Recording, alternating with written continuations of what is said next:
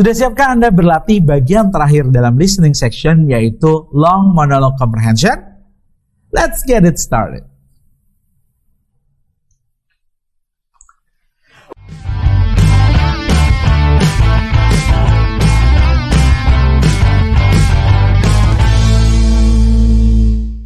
Hello everyone, masih bersama saya Ali Fikri. Nah, mari kita berlatih mendengarkan percakapan monolog yang cukup panjang. Coba dengarkan baik-baik monolog berikut. Listen as a chemistry professor begins a lecture. Before I start today's lecture, I'd like to make sure that you know everything you need to know about the exam that we're having on Friday. The exam will cover the first 3 chapters in the chemistry textbook, plus any additional information from the class lectures. So be sure to study your class notes in addition to the 3 chapters in the text. The exam will be mostly multiple choice. You'll have 50 multiple choice questions and 2 short written essay answers. You'll have an hour and a half for the exam. You'll need about an hour for the 50 multiple choice questions and about 30 minutes for the 2 essays. Any questions about the exam? Okay then. Let's get on with the lecture. Number 39. What information is covered on the exam? Nah, dari monolog tadi, ini adalah sebuah monolog yang berupa contoh kegiatan perkuliahan. Jadi ada dosen yang mengumumkan bahwa nantinya akan ada ujian. Nah, karena ada kata chemistry, berarti kita tahu ini adalah mata kuliah kimia. Nah, kemudian di pertanyaan nomor 39, dia nanyakan, what information is covered on the exam? Jadi berarti artinya adalah kayak, oh ini sebenarnya ujiannya nanti tuh tentang apa aja. Nah, masih ingat kan lecturer tadi ngomong bahwa ujiannya ini kita ngomongin the first 3 chapter from the textbook dan juga ada additional information from the class notes. Berarti artinya apa? Ada 2 bahan ujiannya. Yang pertama itu ada 3 chapter dalam buku kimia dan juga catatan yang terjadi selama kelas perkuliahan. Berarti sesuai pilihan jawaban yang tersedia, maka yang paling betul adalah yang C ya, bahwa covered dalam ujian tersebut meliputi lecture notes dan juga part of the book. Nah, mari kita dengarkan pertanyaan berikutnya. Number 40. What types of questions are included on the exam? Nah, masih segar dalam ingatan bahwa dosen tadi bilang bahwa nanti akan ada 50 multiple choices questions.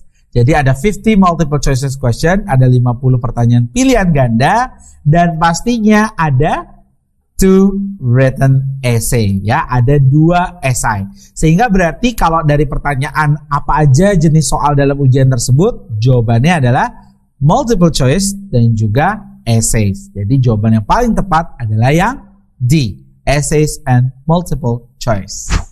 Nah, mari sekarang kita dengarkan pertanyaan ketiga dari monolog tadi. Number 41. How much time will the students have for the exam? Nah, masih kan kamu ingat tadi apa aja informasi yang disampaikan oleh lecturernya? Jadi buat kamu yang kesulitan untuk mengingat semua informasi tersebut, kamu juga bisa loh menuliskan setiap informasi yang kamu dengar dalam monolog tersebut. Karena informasi yang akan diperdengarkan tersebut pastinya akan berguna untuk pertanyaan selanjutnya. Nah, kayak tadi nih, buat kamu yang tidak mencatat, maka harus kamu ingat bahwa lecturer tadi bilang bahwa untuk waktunya akan ada 60 minutes for the multiple choice question and another 30 minutes for the essay. Sehingga berarti 1 jam ditambah setengah jam akan menghasilkan 1,5 jam. Yang pasti jawabannya adalah yang D ya, 90 minutes. Oke, mari kita dengarkan pertanyaan terakhir untuk monolog berikut. Number 42. What will the students probably do next? Nah, untuk pertanyaan ini kata kuncinya ada di bagian akhir yang diucapkan oleh sang lecturer.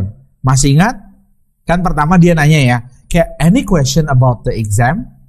Nah, okay then, let's get on the lecture. Let's get on the lecture. Berarti artinya apa? Yuk kita teruskan perkuliahan ini. Oke, berarti ini ujiannya sebetulnya masih dilakukan di minggu depan.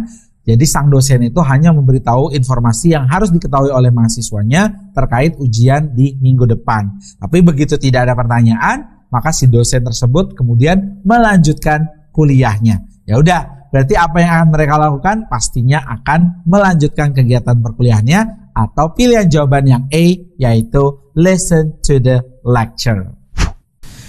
Nah, demikian tadi contoh soal long monologue comprehension yang pastinya nanti akan terdiri dari 3 long monologue yang masing-masing akan diikuti oleh 4 soal. Nah, itulah tadi semua rangkaian dari listening section. Mulai dari short dialogue, long dialogue, dan yang terakhir adalah long monologue. Nah, pada course selanjutnya kita akan coba bahas terkait dengan bagian kedua dalam TOEFL PBT, yaitu structure and written expression. Nah, tapi pastinya untuk kamu yang mau berlatih listening section, kamu juga harus banyak banget mendengarkan percakapan-percakapan bahasa Inggris dalam berbagai media. Sehingga kamu bisa lanjut nih belajar terkait dengan grammar yang digunakan dalam structure and written expression. So, see ya on the next course.